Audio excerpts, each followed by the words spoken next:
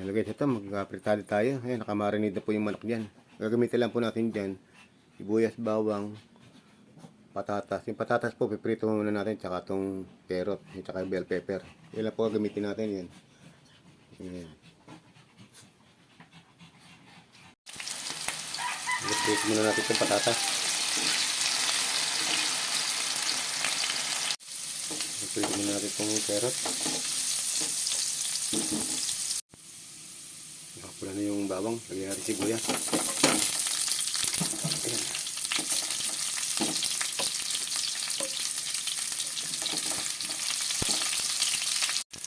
Ayan, hila natin itong kamarin ng manok. Kaya po katulong, yan pala po mag-isa. Kaya pang video na niluluto.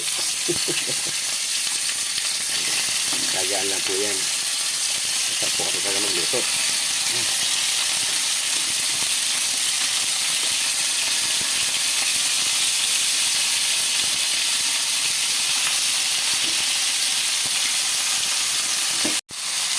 Pakitan muna natin sa manok para lambot siya.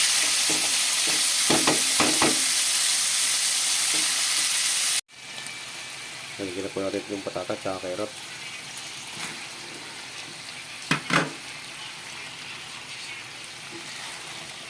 Kung katulong eh. Wala pong luluto ng isa.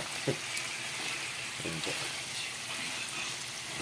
Ayan pong video habang nagluluto.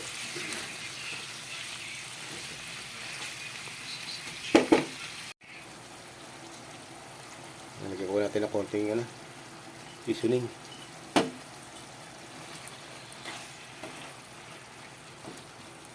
Okay, importante po itong tomato paste. Ayan.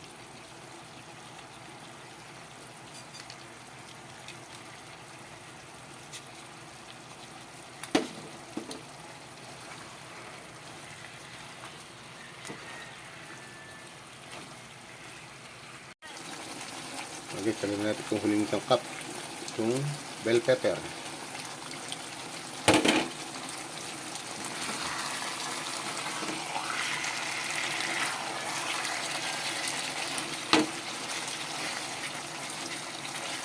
Okay, saluto po tayo ng asukadang manok. Salamat po, thanks for watching.